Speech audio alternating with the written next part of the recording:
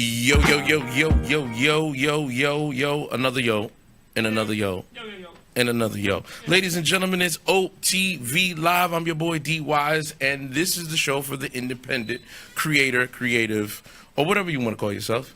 If you're independent and you do what you do, this is the place for you.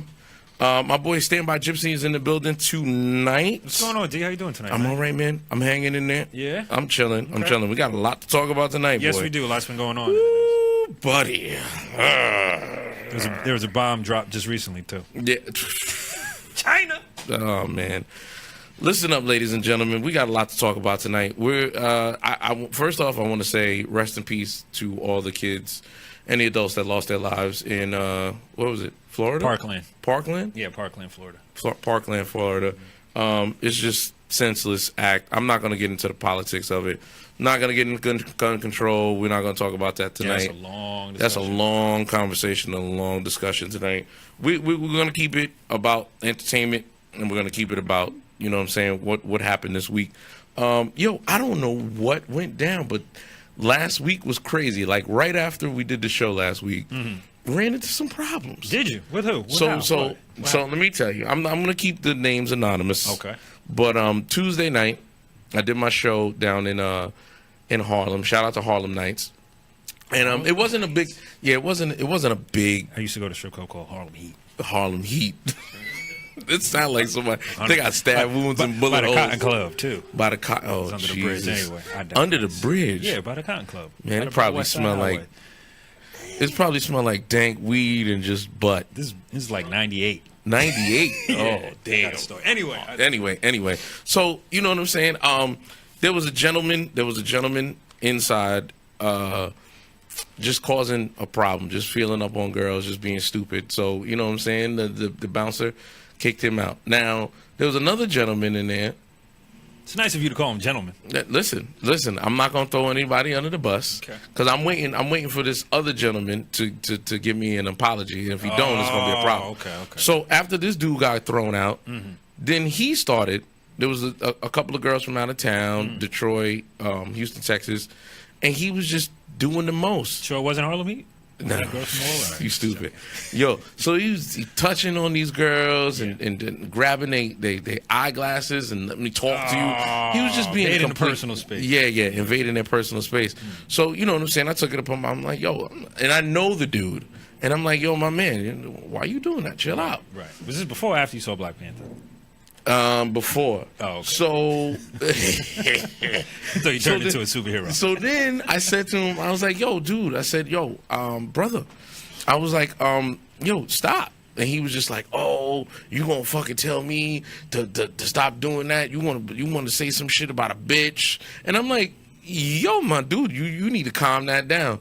Then all of a sudden it went way left. Then he started talking about, yo, I swear on my kids, I'll have somebody come down here and fucking break up your equipment in front of your face. Wait, what? Yeah, yo, dude, he went left. He went left. Hold on. We got our guest in the building. I didn't even get to freaking introduce you, but we got June Amore in the building. What's good? Yeah, man. Hold on a second. We're gonna do you right. Well, pause. This guy. Cut. Take two. Yeah, man. Take two. Ladies and gentlemen, June Amore is in the building. June. Yo, what's good? No, man, chilling. Yeah, so yo, I'm, and he's completely drunk, like completely shit faced. But he started talking. He taking his jacket off. He's talking, and it was another young lady's birthday. Okay. So I'm like, yo, I told the bouncer, I was like, yo, get him out of here, man. Just get him out of here. So then he goes outside. So then I was just like, you know what, man? Let me just go talk to him. And you know this guy. I know. So I said, let me go talk to him and just let me explain that, you know what I'm saying? No hard feelings. I go outside. He starts going in. Right. Starts talking about he going, yo, you want to do this in Harlem? Harlem's my town. Nigga, I'll shut your shit down, blah, blah, blah, blah, blah. He started talking crazy. So I go back inside. I take my watch off. Right. I take my fucking phone out of my pocket. You know what I'm saying? I start tying up my fucking dreads. Yeah. And I go outside. Yo, I'm outside with a T-shirt on. Yeah. And I'm like, just standing there. I'm gonna let you get all this out. I'm gonna let you talk about my mama. I'm gonna let you talk about everything you needed to go. All that talking shit don't mean nothing to me. You can talk all you want, but you put your hands on me, I'm gonna drag you down this fucking block. So what ended up happening? He was just talking. That's it. Huh? That's it. And then the bouncer was like, D, just go inside. He ain't doing nothing. Right. So I'm going to see. Just mollywopped him though. You know. Nah, I ain't gonna do that because then I get arrested. You deserve that. Nah. Then I get no. All the shit talking. Nah, listen. You can talk shit all day long until you put your hands on me. You try to spit on me or you do something to me. Then I. All right, you assaulted me. You pushed me. You touched me. Now I can fuck you up. Listen, I done been in handcuffs a couple of times. I know how this shit is like, fun. that shit ain't fun either. That shit ain't fun. It really ain't fun. Nah, it ain't back fun. of that cop car is kind of tight, ain't it? Yeah, nah. Yeah, in the back? Oh, no. Can't do Feet it. all in your chest? Yeah, nah, I'm good. Seat hard. Then, then the next night, some shit popped off in Portchester. I don't mean to... listen, wow. listen, Does ladies. it follow you? Is that Yo, dude, it was... No, it wasn't... Yo, June, it wasn't even black that. cloud to follow? Yo, dude, it wasn't even that. I don't know what it was. Like, I didn't even start the shit. Like, I don't know, man. I think it was Black Panther. Like, people like got a whole new sense of gangsta. Nah, man, I don't think it was that, man. They was just... They all think they Killmonger. Right, exactly. They was talking crazy, You got the man. braids, but you don't got the heart like That's that. Bro. right. That's right. Crazy, B. Talking real reckless. I was like, whatever. So let me call this segment calling people out. I'm gonna call. Let's do it. All right. There's another gentleman. I think I made it. I think our podcast has made it because we uploaded all our back episodes up to YouTube. Okay. So now everybody can comment. You know what I'm saying? Not in real time. You know what I'm saying? Just whenever. Yeah. So we did a Star Wars The Last Jedi review on the show. Yeah, we had Frank from Quite Frankly was here, and Ant from 10 Second Songs came in, and we talked about the movie. Yo, this dude put a whole fucking thesis paper under the comment section. Someone you know. Yo, dude, he was like, yo, he's a fucking moron. The host is an idiot. He's a moronic fanboy. Blah blah blah Wow. blah. So what are you, dude? Boy. So then You're the right fanboy under supporting it. Right under it, I was just like, thanks for commenting. Keep it indie, baby. Right. With the peace sign. Like, I didn't even... You hit him with the okie doke. You hit him with the slogan. Yeah, fuck it. But he deserved Trademark. Yo, we got a lot of people in here. Shout out to Chris Griffith, Knuckles, Stevie Knuckles McBride is in the building, Nelson, Kiana is in the building, Rachel, what's going on? Rachel is out in Hawaii. You still in Hawaii, Rachel? All right. Who else is in? Petty Fleet Waters. GT in the building of Big Waters. Oh, okay. I don't know what you're talking about. Bob Richards, what's going on? Ladies and gentlemen, you can call in. Not right now. We're gonna do the hey Jillian. We're gonna do the Black Panther review because everybody in this room saw Black Panther. Oh yeah. So we're gonna do a review. We're doing spoilers? Oh yeah. Spoiler heavy. All right. Spoiler heavy. You gotta let the people know. Listen, ladies and gentlemen. That's right. Cody's out you might there. have to put that. You might have to put that on the bottom. All right. That spoiler. We're gonna do a spoiler review. But yo, there was a lot. June, I gotta call you out. Okay. There's something. No. Hold on. So earlier today, I saw that June had posted something about a comparison between Nate Parker's Birth of a Nation and Black Panther, and I had a problem with what you posted because just so that everybody knows, June is a photographer, a videographer, a director. He also writes. So, dude, you're in the entertainment industry, and you know all the parameters that come with this. Why would you put up a comparison like that, man? Not really a comparison, just me being naive. I guess, in a point, being naive to the fact that I wanted people to, like, all right, maybe that was a bad comparison. I think about it. Very much but so. It was a good movie both ways, but he got backlash before the movie even dropped. Like, it's still part of American history. But I'm saying people wanted to bring out what he did in his life, but he's portraying a whole different person. No, I understand that. But, like, that's, like, one of the stigmas, like, oh, he did this. Okay, but it was alleged, but it's under the war. But some other celebrity could do something. It wasn't allegedly. I think he pleaded no contest. I mean, even he admitted to doing it. I mean, he apologized publicly and felt bad. So, I mean, I mean, look what happened to Kevin Spacey. He's white and he's old, and they took everything. He ain't on House of Cards no more. He lost all the endorsement deals. But you can't compare him to this guy, though. I mean, you compare people to what happened to them. I mean, when you have a scandal that's coming out right before, it'll hurt your brand. Yeah, that's going to hurt the brand. I think the only person that can back out of something that bad is Kevin Hart, because that boosted his brand.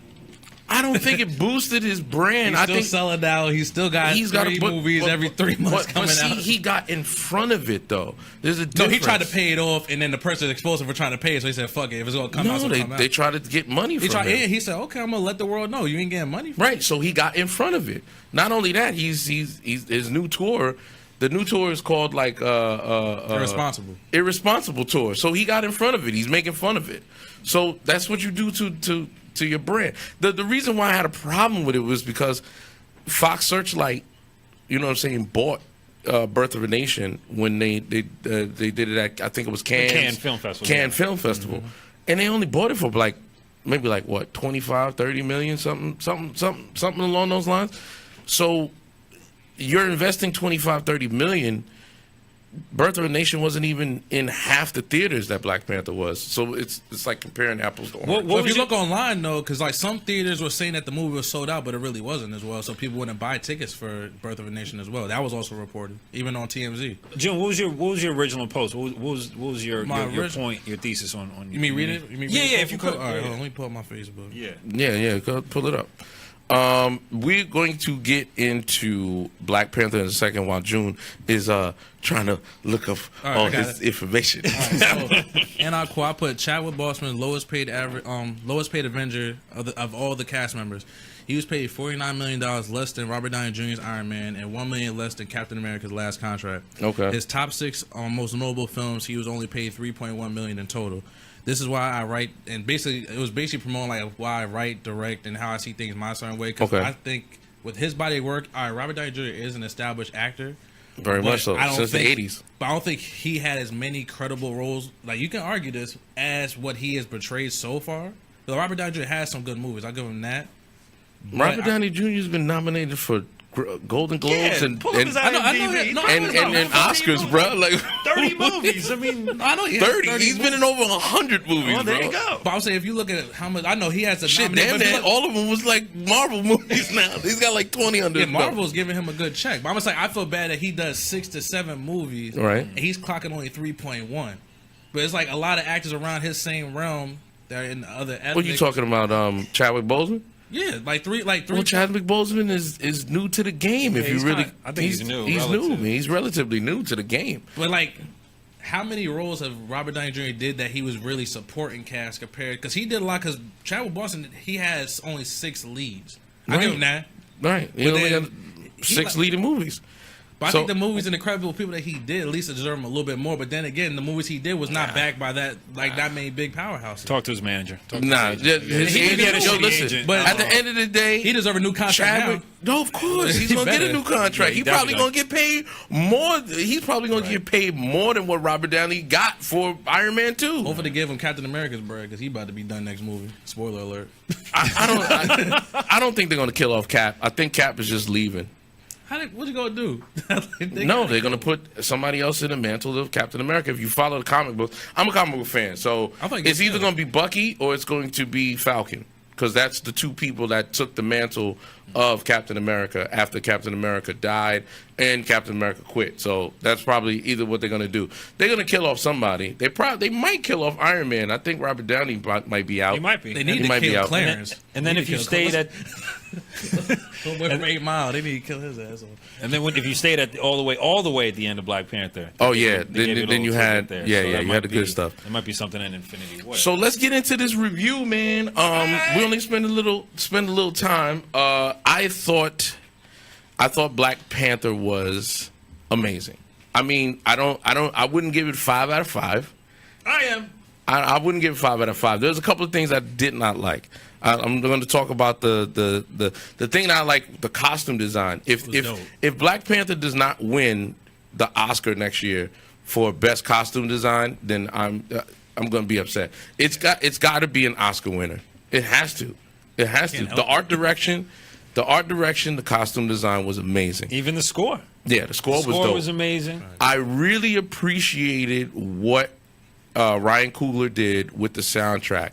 They kept it traditional African music for when T'Challa was on screen. Then when Killmonger came on screen, you had nothing but trap and hip hop from right. It went well. It went very well. I thought all the performances were great. I thought they Black Girl Magic was sprinkled all over that movie. The supporting characters. It wasn't sprinkled; it was painted all over that. You couldn't help but accept it. Like it was all natural hair, everything gold and all. Like. But right, from a lot of hair to no hair. The problem. What didn't you like about it? I did not like. I thought they could have spent a little bit more time on the CGI. I felt the CGI was a little hokey for my taste. What particular? I thought it was all seamless. Parts of the chase scene. The fight with the monorail scene, I thought that was a little hokey. Also, when they were looking out to the rest of Wakanda, it looked kind of. Then when they were sitting, your eye must be sharp because it looked clean to me. It all looked clean. When they were sitting on top of the mountain and they looked out, I was I was like, they could have spent a little bit more time on that, just a little bit, just on my thing. I felt. I hear you. They cleaned it up from when. If you look, I thought the Rhino was amazing. His CGI was crazy. No, the CGI was good on that. That's what I'm saying. It was up and down for me. They cleaned up a lot because. The preview that they put out, what about a year ago when they had the scene where he did the backflip on top of the car, that looked hokey as hell. They cleaned that up. They cleaned that up a lot. But I felt that they should have spent a little bit more time on that. Also, I felt that there should have been more fight scenes with Black Panther. I felt the supporting characters got more fight time than our lead character. I think they wanted to build the plot, though. No. I don't have a problem with that. I just if they gave me a little bit more set pieces with him fighting other people. That scene of him rescuing the African girls, that was bad. Choreography wise, I couldn't even tell what the hell was going on. You couldn't tell what was going on because it was dark. It was not only that. The way Ryan Coogler shot it was very. It's too close. It was too close. Too close. Like it was. That's the only. You're nitpicking. I'm nitpicking. Yeah. Because I give it a 4.5. Yeah, you got it. Yeah. I gave it a 4.5. The plot was. I thought the plot was amazing. Amazing. Yeah. Right. All right. I'll start with what I thought. What I quote didn't like because that even that's too strong of a word. I wish the people that died in the movie didn't die. Okay, so you wanted Claw to come back, and you want to kill Killmonger. Claw was awesome as a bad guy. But that Claw, actor was dope. I don't know where he's from. You don't know who he's from? Where's he from? He plays Caesar. That's the guy that plays Caesar in Planet of the Apes. Oh shit, that's right. That is. He is the guy. He's the guy in the green. Claw needed to get got though because he's been in the movie. He's been away so many times. Yeah, Claw's been in the movies for the past like 2-3 years now. Oh, okay. Yeah, well, I want to see him fight Black Panther more, and I wish and I hope he comes back. But I hope I wish Killmonger didn't die. They could bring him back. I know. They could bring him back. Lots of different ways they could spin it. I hope. I loved his take on it. I love the villain. There hasn't been a villain in Marvel films. Do we got feedback? Is that me? No, that's someone's phone. Someone's phone's on. Yeah, somebody's phone. Someone's playing the stream. Yeah, somebody's playing the stream. Anyway, I felt that this was one of the strongest villains in Marvel history. That's a fact. And relatable. Yeah. I mean, totally. Honestly, Loki and him is probably neck and neck to me. Nah. You don't think so? I think he surpassed Loki, though. You think so? I think Loki had more points of, like, vengeance towards Thor. Like, he was, like, the one that didn't get the most shine about things. But Killmonger, he went about it like he built himself to come back and take over. It was like... Yeah. He all right, Loki wanted to be king since he was younger, when Thor came around and all that. He's the jealous brother. But I think the way, like, the storyline, the way he wrote it, he made that movie his own. So it looked like the director kind of paved his way for him having those Black Panther contracts for until they're done with the character.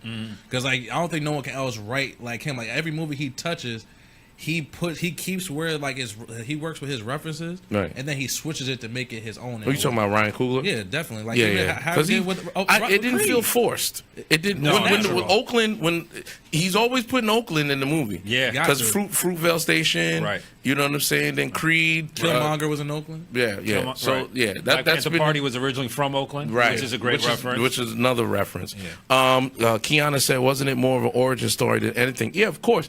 But the thing is, a lot of people do not know the origins of Black Panther, and he had a long run. Right. And you know what I'm saying? When he came out in Marvel. And also what I appreciated about Black Panther is that they took things from the Jack Kirby run. After Jack Kirby, a couple years ago, you had another run back in 2000. Hudlin. Yeah, Reginald Hudlin's run. They took little elements from each of the runs from Black Panther and represented them well. So I thought the movie was great in a whole. And how much did 235 million? I think 235. 235. Low spin. I ain't gonna lie. Like usually like certain parts of the CGI, but I saw like some of the green screen moments that they showed like on the little stuff, like how they made the waterfall during his tribute fight. Right. I'm like, damn, that was just like a green hill, but they made that look so in depth. Like the only thing I would No, say, they did. The CGI was like the characters. You saw like how they duplicated some people. Right. But, No, I didn't. There was just certain scenes. Okay, if you're gonna give me that, now aside Star Wars, I don't care if you like it or not. Right. But that CGI was seamless. Oh, that was seamless. That was seamless. Like bro. I felt like I was in outer space. Seamless. I think this movie set up their budget to have even more to do their CGI for the next one. Oh yeah, but I don't see, the whole thing is when you're making a film of this magnitude and you have a studio like Marvel Studios, they have their in-house people. Like Pixar is not doing their you know what I'm saying? And Pixar is not doing their CGI work. They contracted out to a couple of different companies, some in China, some in Korea, you know what I'm saying? Then you have the in-house, and they all do it together. That's how they do it so fast. If you wanted one studio to do it, it'd probably take them damn near 5 or 6 years to do that kind of magnitude. And we're talking about only scenes for like 4 or 5 minutes. Like I watched through the credits, and most of the credits was just CGI. It's all CGI, right? CGI. Yeah. So June, what you like about the movie? What you didn't like about the film? I like the story. Like, well, that's one of my top directors. Like, I just love how he takes the things he lived through and how he'll trying to fit it to his projects. So I like basically the script and the storyline, especially Killmonger. And I think one thing I didn't like, I wish I would see more backstory of the father of Killmonger's dad. A little bit like the hustling part, because like basically he was a hustler in the 1990s, basically the NWA era of LA. So I wish it would just show more than just the apartment. She just probably like at least 5 to 10 minutes of the backstory of what he was doing, because he was a revolutionary. Right. So I don't know. Like, I would have incorporated maybe a little more, but that probably just. Well, wasn't he a Wakandan spy? Wasn't he an operative? Wasn't he sent out there? Sent out there. He was sent he was sent out there. But what he realized, what was really going on, he was trying to arm us against the U.S., against our oppressors and shit like that. Because this was during the Reagan era, so he was basically showing reference like they give us drugs to kill each other, they give us guns to kill each other. Right. So I wish they would like reach into that a little bit more. Well, I mean, they did, but if I felt the film would have been bogged down a little bit, it would have been a little bit too preachy. Yeah, too preachy. That's one of the things I did like about it. It didn't go too deep. Like I really liked the way Shuri, played by Letitia Wright, like her comic relief. Was on point. It was needed too. It was so needed, right? Yeah. Everything from he when was she like colonizer. Right. Don't scare me like that, colonizer. What you guys get so much love on the internet, and I forgot who he is. I don't even know his name. You talking about the one that fought Panther for the shit. Oh, his name is Winston Davis. Yeah, but I'm talking about the character M'Baka. I'm about to say, what's his name? Because you say what? No. It's M'Baka. It's the actual name. M'Baka. Yo, he was dope though. I like his comedy relief, and especially when he had the pilot on there. Like you didn't know what was going to happen, because they were like, "Yo, he's about to feed him to his kids." No, we're vegetarians. Like, I think that was best, dude. I have to see it again. I'm going to see it again. Probably. I'm going to see it in IMAX, because I didn't see it in IMAX. I just saw it in normal theater. Yep, I took Naya out for a little. Okay. I gave her tickets to Black Panther for Valentine's Day. There you go. So there you go. So I thought it was a good nod. Did you peep the Back to the Future nod with the shoes? Oh yeah. I actually thought I'm actually in a Facebook group Black Panther Facebook group that has bloomed from just a few people to over 1,000 people. Right. And it's just people just posting about, theories and plot lines and why they love the movie and so on and so forth. And I had said, I actually thought that reference was because what Shuri said, if you peeped it, she was like, our dad used to watch this movie. This is based off a movie from a long time ago that she used to watch. I actually thought it was, remember the Robert Redford movie Sneakers? Oh, no. Yeah. I thought that's what... It was Back to the Back Future. to the Future. And then she made another reference later on when she told the CIA operative, she's like, yeah, it's like riding a hover bike. Yeah. I was like, oh, okay. Yeah. We'll Back to the Future reference. I even like Michael B. Jordan's final line. That should be that was deep. That was Bury me in crazy. the ocean. Yeah, bury me in the ocean, man. Like my ancestors. That's this. He was deep. That game, but you know black what? people in the theater I understood what his motivation was. You know what I'm saying? He was just like, you guys are sitting here. It was a black man's wet dream. Yeah. The idea of taking the resources, first of all, it's an African American dream or an idea of what Africa could have been like if it had never been colonized. That's what Wakanda represents. That's what it represents. The entire continent could have potentially been like that, or to some extent like that, if it had never been colonized. Yeah. And then on top of that. You just have these oppressors. I like the fact that they touched on the dynamic between Black Africans and African Americans. Right. It is a different experience because I do find that, and I'm guilty of it too. We tend to group ourselves all into one group of people. Right. Even when T'Challa was like, I'm only king of Wakanda. He's like, didn't life start here in Africa? Well, I'm king. Aren't we all your people? He's like, no, I'm king of my people. So it's like it touched on a lot of in-house stuff that only black folks talk about and stuff like that. Of course. Made it public, and I thought it was great. There's like some sub shots in there. Stuff you like. Right. If you paint they just went deep, and everyone else like, what? But you know what? I appreciated the fact that that when I went to go to the theater, it wasn't just black people, because that's automatically everybody thinks, it's just this black film. And when I walked in, I saw kids. A little white girl had on a Black Panther mask. Yep. That's powerful. It was mixed. I was just like, yo, dude. I was sitting in the theater before the movie started. I started tearing up. I was like, look at this. We're all in here together. Yep. We're here to watch a film. Yep. You know what I'm saying?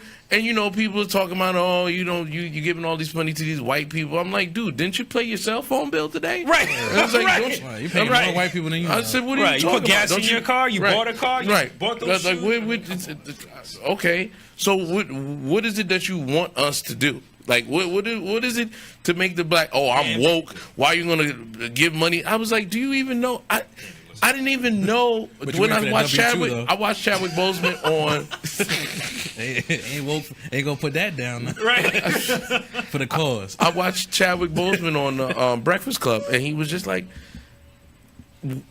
He was like, "Do you even know who the Marvel, the CEO and the executive producers?" He was like, "There's black women and black men that are running the studio." Yeah. He was like, "They're running the studio. So how are you going to tell me that it's just white people?" Because you hear Kevin Feige's name. He was like, "He's only one person in a room of like 25." And he was just like, "There's African American people, there's women." He was like, he said it was a freaking Latino that's in there. He's one of the executives. Right. So he's just like, what are you talking about? But anyway, we're gonna get into the top 10 independent albums in the country. Damn, I want to keep talking about Black Panther. Yeah, I know. Sorry, we gotta end it, man. We gotta talk to our guests, man. Oh yeah, that's true. All right. So number 10 this week is they were number 2 last week, and they dropped to number 10. It's Beth Hart and Joe. I always mess up this name. Bonamassa. And their album is called Black Coffee. Any rock person know who Joe Bonamassa is. Beth Hart is a singer, and they have an album together. We talked about it last week, so we're going to talk about it this week. All right, so number 9 this week, they weren't on the charts last week, is the Wood Brothers. And they're an American folk band, and they're all brothers. Chris, Oliver, and multi-instrumental Jano Ricks. I think 2 of them are brothers. The third guy, I think, is just somebody that's in the band. They just found him somewhere. Right. So it's 3 guys that are Wood Brothers. It's great music. It's It's folk music, but it's American music. It's good. Ding, ding, ding, I like ding, it. ding, ding. All right. This one we're going to talk about in a little detail. Number 8 this week is Madison Beer, and her EP is called As She Pleases. Madison, I'm trying to figure out. Yeah, I know. I'm trying to figure out where this feedback is I don't at, know. man. Anyway, Madison Beer is actually an American singer. She got popular because Justin Bieber tweeted a link to her singing. Like she's an well, that'll do it. Right. She's I guess an is he paying it forward since Usher found him? He's doing it. Do you think? I He's doing guess so. He saw her video and then tweeted her out, and she became popular. She ended up Gotta repay the favor somehow. right. Yeah, exactly. YouTube made him. Yeah, right. YouTube made him, and she's independent and first access. Now, what's crazy is she not only got on the independent charts, she has the number 93 U.S. pop album in the country right now. Okay. Okay. Like she made it to the top 100. Moving up the charts. Moving up the charts. Now she sold 2013. She sold about 9,000 copies of a single. So she's been doing some work actually. So I want to see what happens with her. She's 19 years old. She's got an independent EP out. Back this week there were Wait, real quick. Yeah, Can go she ahead. sing or she she can can sing? sing. She can sing. Oh yeah, she's dope. It's a big She's difference between now. Right. Oh man. know. Well, I mean, dude, I look at every generation and I'm just like, everybody's just like, oh, they suck. This sucks. That sucks. I was like, yo, dude, 20, 30 years ago, there was people that sucked. Yeah. But you put him in a group and it was a hit. Yeah. A lot of people sucked. Yeah. Not even that. There was a lot of people that came out that sucked and they made money. I think the '90s created the one-hit wonder. I don't. Or Nah, made it definitely famous. not. No? Nah, you got more one-hit wonders in the 50s than you have in the 90s. Trust me, bro. That's true. That's true, man.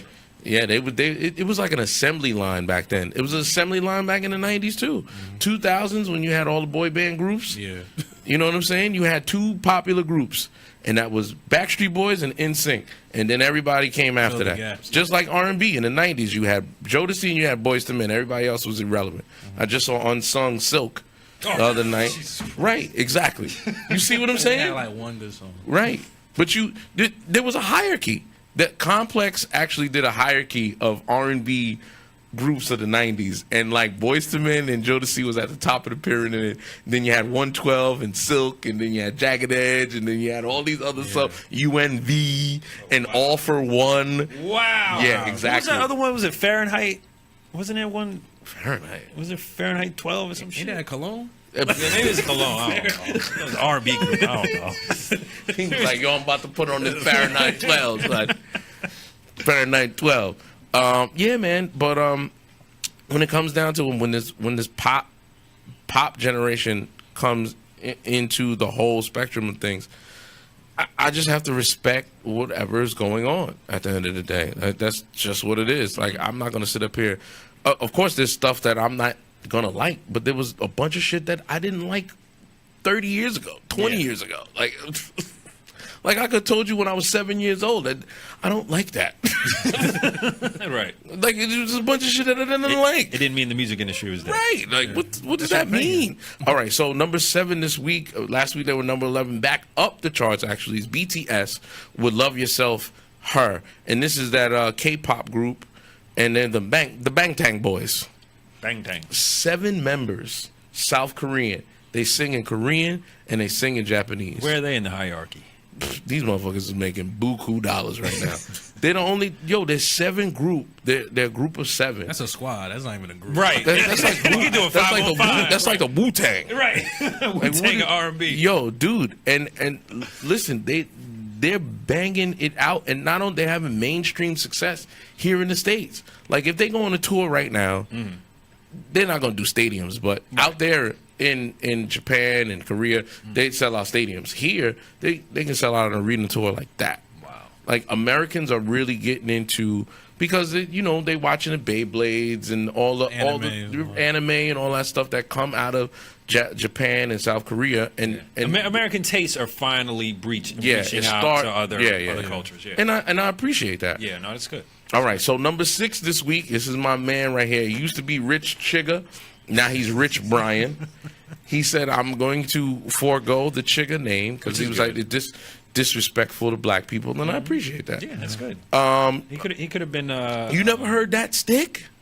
His original joint? Yeah. Yeah, of course. Oh, okay. Yeah. I thought it was someone else after you said that. I know that song. Oh, Rich. Yeah. Pull up with a stick it, with your motherfucking. No, that's and yo, it was so crazy. It was so crazy. They did rappers react to Rich Chigga, and then Ghostface Killer was like, "Yo, let me get on that." And then all of a sudden they came out with the remix, and Ghostface Killer was on it. Wow. Like it was, it snowballed into something. Yo, it's crazy, man. That stick, that was 2016. So I was gonna go see him, and I couldn't make it. He was performing in Brooklyn a few months ago, and I didn't get to see him. But this is his debut album. This brother, he learned how to speak English by watching YouTube, and now he's a rapper. Wow! Like he has consumed so much hip hop that he can rap. That he can rap in English. And it's his second language. And he has. So I don't want to hear none. I don't got no excuse now. Damn. I don't want to hear no excuses. What am I doing with my life? I don't want to hear no excuses to none of y'all rappers, singers. Yo, we don't get a chance, son. He downloaded the whole flow. Like, yo. This nigga's in the Matrix, man. This dude is Neo. Anyway, let's keep on going. Number 5 this week, back up to the top 10 is NF. And his album is called Perception. If you don't know who NF is, you probably know his song, but probably don't even know his name because they've been playing him on pop and hip hop. I've heard him on Hot 97, Power 105, Z100, KTU. They've been playing him all over the place. What song is it? He's a Christian rapper. What's the song though? Let me see. He's got a song with a chick right now. Hold on. And the song is Let You Down. Okay. And he's got they call him Christian hip hop, but this is like, he's already gold. Let's see if he goes platinum. He probably will. Number 4 this week, back up from number 7 last week. 5 Finger Death Punch, A Decade of Destruction. Yeah, exactly. Number 3 this week is Kid Rock with Sweet Southern Sugar. 19 weeks on the charts. He's back in the top 10. Number 2 is Montgomery Gentry. Here's to You. I've been listening to them for a long time. I used to DJ a country night up I used to DJ a country night up in Pleasantville. So every Wednesday night it was just girls with short skirts on and cowboy boots dancing on top of the bar and shit. Sounds like a good time to me. Oh man, it was a good time. And, me and my black ass with dreadlocks walking in there. Right. You like country music? Oh, my God. Oh, no. I'm just playing. All right. Number 1 this week is AWOL Nation. They're an alternative rock band. You remember the song? Yeah, Sail. Yeah. They have the number 1 independent album in the country. Last week, they were not on the charts. They just released their new album. They have the number 1 independent album in the country. I heard the album. You heard it? Yes. First of all, it's not electronic. No, probably not. They're probably moving away from that. Yeah, it just you get into a different lane to stay relevant. Yeah, you have to. It just didn't move me at all, at all. It just neither did the Justin Timberlake album, but we had a discussion about that. Yeah, well, that shit's trash. Well, of course, I mean, it is trash. But you want to know why? Like I said, Black Twitter got to him, man. It's an old dog trying to pull out some old tricks. Yeah, man. Yeah, that's true. He had to go left. He went left because he was just like, all right, you don't want me singing black music anymore? Then I'm going to get you this country shit. And everybody was just like, bro, what are you doing? Yeah, but he could have made good country. You can't just switch it to that level. Right, exactly. That's what he tried to do. He tried to merge. Right. But he tried to merge it, man. He was just doing too much. Flipped and wrecked the car. He did a full Dennis Rodman. He just went too far with it too fast. You can't go full Rodman. You can't go full Rodman. Dress. You can't put, but yo, that nigga had on a wedding dress with lipstick. But the fact is, they with love him them big ass hands. But they love him to marry himself. Oh, of man. all people they could trust over there, I would not throw the dice on Dennis Rodman. Yo, he be going, yo, chilling. They treat him like a god over there. They probably give him anything. Kim Jong-un is a big fan of the Bulls, the '90s Bulls. Really? That's what it is. That's what it is. He's not a bull no more. But Michael Jordan ain't going over there. Jordan ain't going over there. Jordan don't need to do Unless Jordan anything, can find man. a discount on getting them shoes made. Right. Well, he already got the discount. I'll talk over there. Average, no, brother. Nike has a factory in Korea. Oh, okay. He ain't got him beat. He probably went over there. Come on, man. The average it only takes about what? Yeah, probably like $15, $16 to make those sneakers. Yeah, but material-wise? Kim Jong Un could get his people to do it for free. Word. Yeah, maybe. Yeah, and kill anybody who's supposed to. I don't want to work. Yeah, and you're dead. Yeah, exactly. And you're dead. And you're dead. And y'all worrying about sick days from working. Got to worry about death days. And shit. Yeah, man. So ladies and gentlemen, June Amore is in the building, ladies and gentlemen. Yeah, what's up, everybody? All right, man. Listen, you can check out his work on June. It's JuneAmore.com, right? Yes, sir. Yeah, man. Check him out. So, listen, man. You were born in Valhalla. I didn't know that. Man, I was born at Grassland Hospital for all the old heads. That's what it used to be called. Grassland Hospital. Yeah. Wow. Right next to Valhalla Prison. I don't know how they do that real estate like that. Like, Wow. Anybody get stabbed up, they just Right, just send it right to the hospital. We got another one. Just send them right over. Yeah. Tell them to walk across the street. Yeah, Valhalla. He's bleeding out. Oh man. So listen, man, how did you end up going into? Did you start with photography first and then switch to directing, or? It was mostly writing and photography. Okay. I got into photography first, like seriously in 7th grade. But my father, him being older, my dad attended Martin Luther King's "I Have a Dream" speech. My dad was born in 1942. So Right, okay. he lived through that era. So I remember he showed me a crappy picture. He was like in the like I don't know if y'all can see, if y'all could blow up a picture of that fountain. It was like this one black guy with a Jerry curl in the middle of the water. I don't know why he was doing this, but He had a Jerry curl in the '60s. Right. Like it was a wet afro. It was a wet afro. I don't know what it was. It was a wet afro. Like the Soul Glow before Soul Glow even came out, but A wet afro. I don't know what my dad was doing. But anyway, besides the fact of that, I seen those pictures he showed me, and I'm like, this is kind of cool that you could freeze times. I remember like reading about it, and the time he showed me the pictures was when that new cartoon came out, My Friend Marion. Okay. It was around that time when that was released. I'm like, yo, that's cool that you have pictures of this. Like it was weird, but I'm like, yo, I'm watching this on TV. I seen the book like in school. I'm like, you have pictures there. I'm like, it's kind of cool that you can freeze time. So that's like when I was intrigued by it. Right. So my dad had a video recorder, like a video camera. So he had one. So I'm messing with that. Then he got me a bunch of disposables, and I worked my way up to like a little cheap Canon camera. Okay. And I started like I was like the little kid that was taking pictures. Did you ever have a 110 camera? Do you remember those? The one that you pull out and the thing in the No. It was a little camera. It was a rectangular Oh, shit, I camera. remember that. Oh, you talking about with the little flash. two in it? Yeah. That was like a creeper camera. That wasn't paper. That was like one you could keep in your pocket and no one knew you had a Yeah. camera. Had the tassel you could put around your wrist. Yes. I had a GoBot one.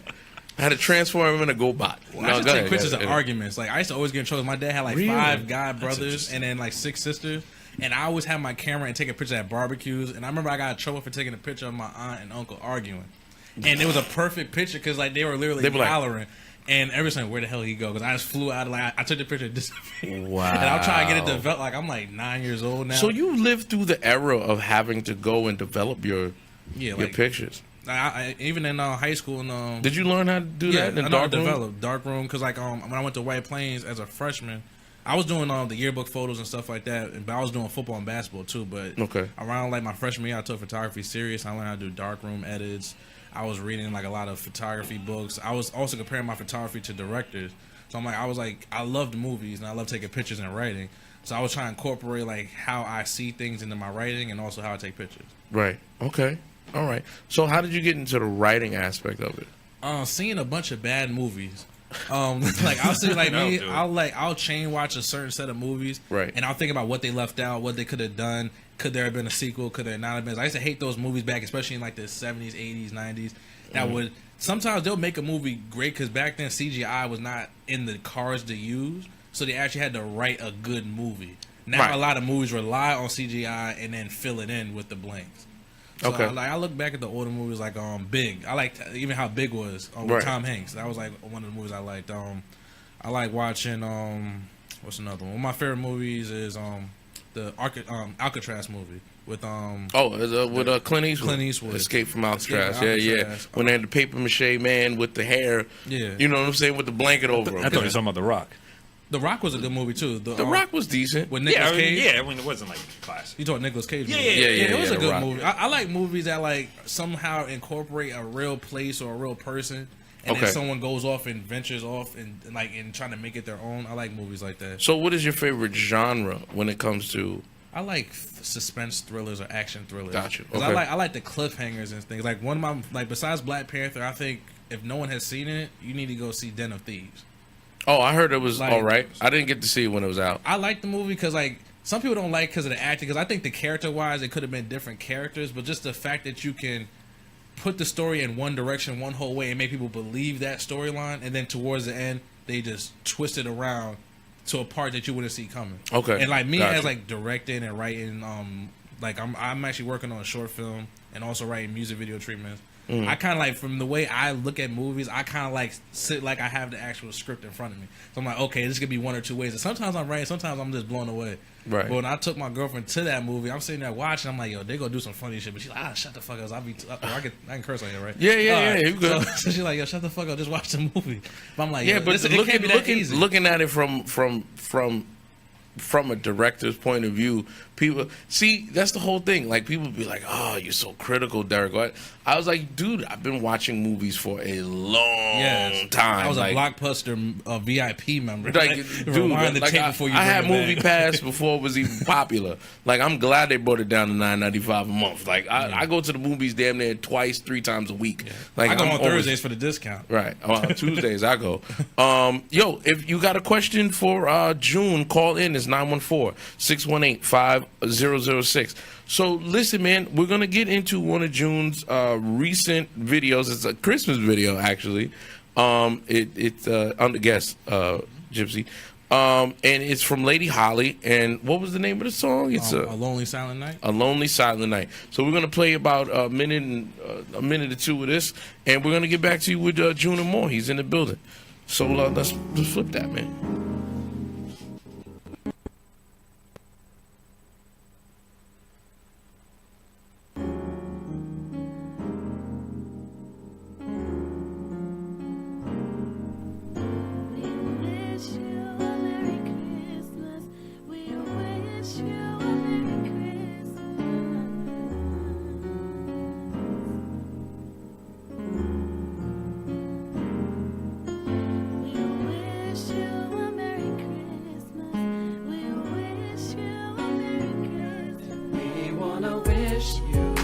Merry Christmas and a happy holidays from us to you. We wanna wish you a Merry Christmas and a happy holidays from us to you.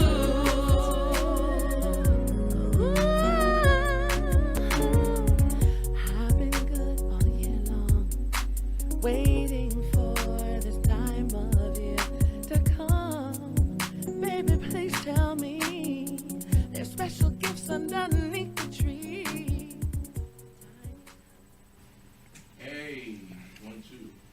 Well, I'm back. Yeah, you're back. Ladies and gentlemen, that was Lady Holly, Lonely Silent Night, directed by June Amore. So, June, you shot that in, what is it, the border of, like, Scarsdale and Yonkers, I think. Yeah, Scarsdale and Yonkers, Off the the White Bronx Plains, River. yeah, off the Bronx River.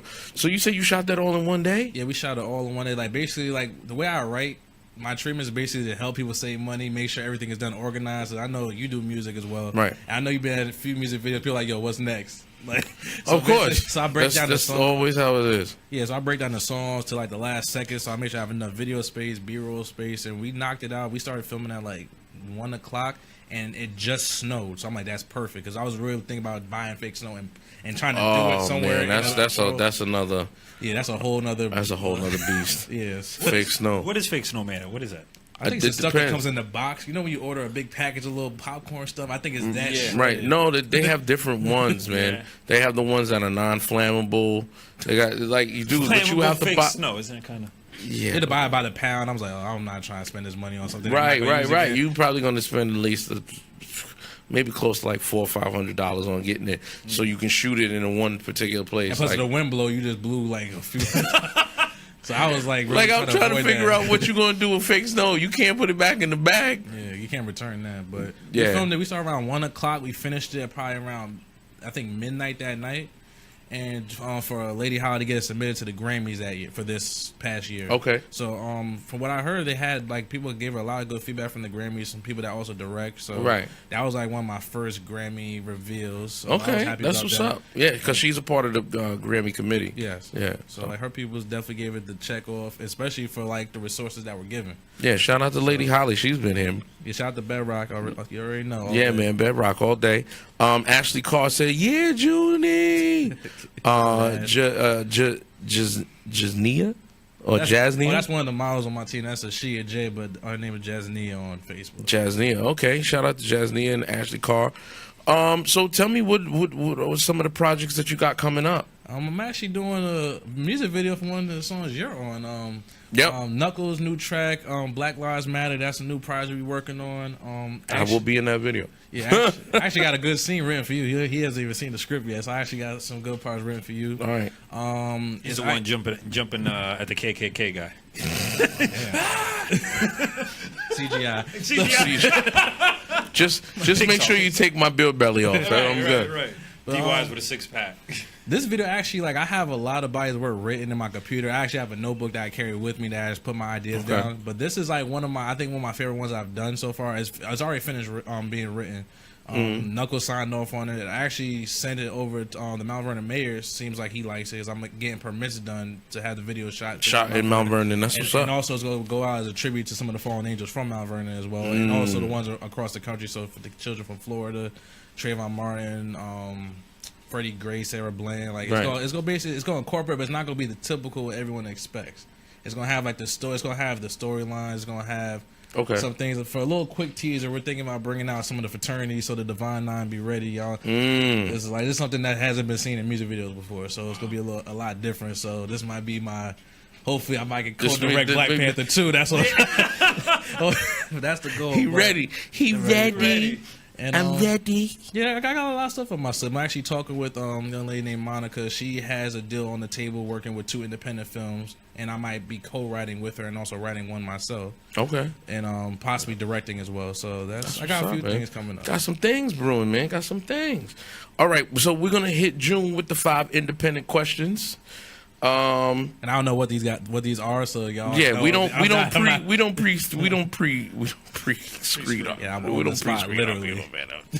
What do we need to do that? Yeah. All right, so 5 independent questions, ladies and gentlemen, with June Amore. Number 5. What does being an independent artist mean to you? Being independent is basically like being self-reliant. I think everyone's held accountable for everything that they do. So it's like, I think put your best foot forward and don't like, oh, no one give me. Like, you need to take what's yours. Right. So there's a lot of people, like, my first few directing parts, I didn't get no credits for. Like, a lot of videos I wrote. That happens. I wrote, like, people are like, oh, this is a hit. I'm like, who gave you that? Because I literally, some people could do a song. That's great. You could push a single, but when the visuals come, the visuals kind of would sell the song. Right, of course. So, like, some of the tracks I've done got a lot of plays. People got money for it, but like to the fact I learned how to become a better businessman, a better director, better writer. So I protect my tracks. So it's like I'm talking with a lot of people. People reached out to me from some people from Highbridge that do a lot of Boogie and Don Q's videos. I've talked with like director Picasso, so we might end up joining up on some ventures for. That's what's up, man. You always gotta do. You always have to network, man. Always.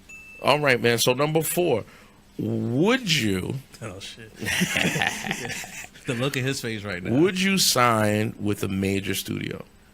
It depends what type of deal it is, but like at the end of the day, I like owning my own rights to what I do. Yeah, you want to own the masters. It wasn't no major studios, but I have been reached out by a few media groups that want me to like write some of the films I have, because I have some films in the bag that people have heard, but I don't give out all my ideas. No, of course not. But some buzz has came around. I have been some minor offers, but I think I want to do it on my own terms. Gotcha. But if anything, worst come to worst, if I have something that someone's really interested in, I might do like a 1 film deal. and Okay. then possibly renegotiate or take that money and really blow June Amore Productions off. That's what's up. All right. So number 3, who are or what are some of your major influences? Well, Quentin Tarantino is definitely one. Love Quentin. M. Night Shyamalan, he was the director of The Sixth Sense. But I know, I'm man. talking- Nobody I'm knows. talking about viewers. Wait, Because some people look Shamalama at me Ding like- Dong? Everybody know who Shamalama Ding Dong is. Talk about my one hit viewers. wonder. Yo, nah. What bro. are you talking Come about? on, Wait, Wonder. did you see Samuel Jackson just signed a deal for like the last installment for his trilogies? Because he's doing Glass. Mr. Glass is having his own movie coming back with Bruce. Yeah, Willis. but no, it's all 3 of them are gonna be in it though. Yeah, they all because like he even Split is referenced to. Yeah. Well, Sixth at the Sense. ending, I mean, not spoiler Sixth Sense. alert. Spoiler alert. Yeah, M. Night Shyamalan. Shamalama Ding Dong. Shout out to him. He's made some fucking terrible films. He does. Terrible. But I think Lady in the Water. Did you like The Village? I'm not The a Village, fan of it. terrible. Lady in the Water, terrible. I didn't see that. Like he's like a person that can like Signs. he's a hit or miss. No, Signs was good. I Mark like Signs. Wahlberg? The trees, man. No. No, well, The Happening. I The mean. Happening. No, terrible. That was The Signs was his last good film. He's a hit or miss, but the reason I like him is The fact Last that Airbender. I like how he oh yeah, Ooh, that was shit. I like the Last That Airbender. was shit. I liked it. Ooh, I had to sing that one. That was shit. Shit. I like his creativity. Shit. Like I like the fact that he could take stories and like he'll plan them years ahead because you don't know how a movie's gonna do until it comes out.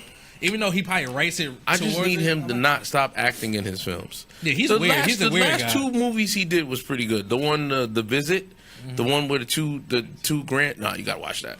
2 grandkids go to visit their grandparents. They never met their grandparents before because their parents moved. And, you know, it's been some years. They're young. They're like 7 and 12. They never really got to visit their grandparents. And they go and visit their grandparents, and just freaky shit starts happening. Like, there's the camera on the front of their laptop breaks. They don't have any cell phone service. Like, and he was like, "Oh, how's grandma and grandpa?" They come to find out it's not their grandparents. Yo, it was crazy. I got goosebumps just now. Yeah. I So like it he's was off dope. the wall. Like it's like you don't know what to expect. He had some flops and he had some good ones, but it's like you don't know. Oh, he what, had a lot more flops. he had a lot more flops, but you don't know what you're gonna get until you actually watched it. Yeah, but nobody. I don't want to play Russian roulette I'm for my talking about $15. Well, I'm talking about the writing part of it because like the way I see how he writes, I liked how did you like Law Abiding Citizen with Jamie Foxx and Man, it was okay. But I liked how that was written because you didn't know what was happening until the plot really came to its end. Okay. Because All right. like how no Did one, he write that? No, he didn't write that one. I'm saying like okay. the Well, reference. you like talking the the twist. reference. You like the twist. Yeah, I like the plot twist. Even the music video you has a few plot twists that no one expects. Okay. All right. And I doubt that was. I mean, I feel you. It's just after M. Night Shyamalan did that, everybody want to come out with a movie with the flip with the twist ending. But it depends if you're good at writing. It's like you can still depends who's acting, what's the setting. Like you can't do that with everything. Because some people always want to put a twist on something, but some things need to be straightforward, and some things deserve a twist, or some things need to like have a delay for the sequel. But somebody like someone like even the director of Black Panther, that's like I like how he does Ryan twists. Coogler? Yeah, Ryan Coogler. He's like one of my other top favorite directors. Well, the reason why I like Ryan Coogler is because I don't see a interwoven thread throughout the 3 films that I have seen from him. Fruitvale Station was a very straightforward, character study about what happened to that young man out on the train in Oakland. I think it was Oakland. Yeah, Oakland. Yeah. He was killed at Fruitvale Station, Oakland College. Yeah, in California. Then his second film that I saw of him was Creed, which I mean, there's certain shots that I got. Now Black Panther is just a totally different movie. One thing that I have to say about Black Panther, you know how every Marvel movie has a theme? Like, it's phase 2. Ant-Man was more of a heist film. It was more like a Mission Impossible, we have to go steal the technology, blah, blah, blah. This movie was more like a Bond film. Yeah. Shuri was like, Right, exactly. It was a Bond film for me. And I thought that translated well. Anyway, let's get to the second question. Okay.